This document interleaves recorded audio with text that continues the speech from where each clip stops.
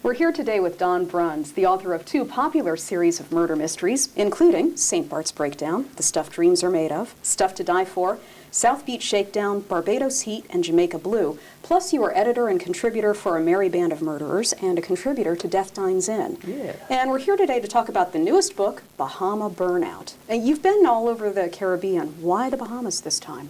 I needed to do an island where there was a recording studio, because the plot revolves around a studio that burns to the ground. And the Bahamas have a place called Compass Point Studio, which I didn't use the name, but I met the people who own it and run it, and and they've had just a tremendous string of, Paul McCartney, Jimmy Buffett, George Thorogood, you name the bands, they've recorded there, and so it was a cool place to do this story. Where did you actually get the idea for this story?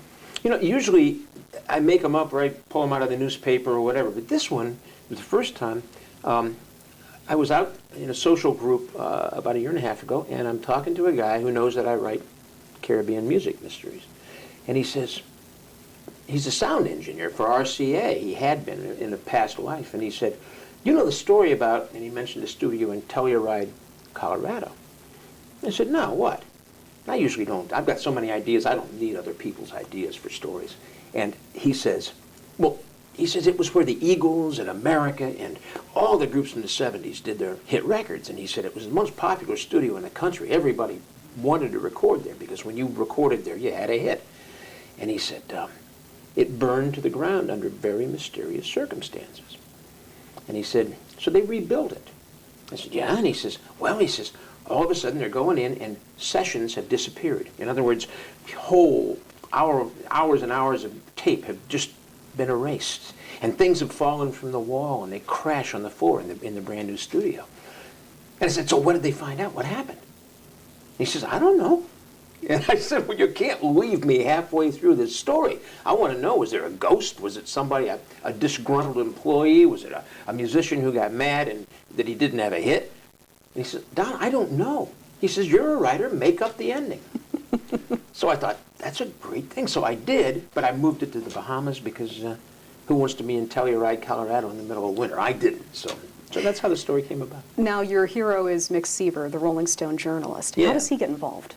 Well, Seaver is writing this time for Newsweek magazine of all the staid journals that he could write for, and he's sent over to write about the rising from the ashes kind of thing. That this recording studio is bigger, better, and how they're regrouping. And when he goes over there, then he realizes that there's a problem. That tapes are being erased, guitars are falling off walls, and things are happening very strange. And there's also a lady who lives next door to the studio, who's this matronly Bahamian woman who has a son who is not quite right, and she has this old rusted Cadillac sitting on cement blocks, and it's from the 50s, and she is trying to sell it to any musician who comes to the studio, claiming that it was Elvis's Cadillac, he'd given it to her at one time in his life. So that becomes kind of a nice sidebar to the story. So it's a lot of fun. We've been watching Mick's ex-wife, Jenny, make her reappearances. Is she back in this one?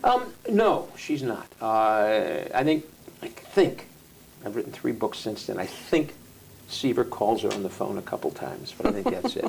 She doesn't come to the Bahamas with him. He's on his own this time, and he meets a young lady, so it's okay. Well, it sounds like an exciting book. And this is out when? March. It'll be out March 2009. Bahama Burnout, and we also have the paperback version of St. Bart's Breakdown. Yeah, that's just out at the same time, so that's the trade paper. So we got two warm books. If it's still cold when you're watching this, then warm up with St. Bart's and with Bahama Burnout. And of course, we can get more information from your website, which is? Very good, www.donbrunsbooks.com. Okay, thank you very much. Thank and good you. luck. Bahama Burnout and St. Bart's Breakdown. Thank you.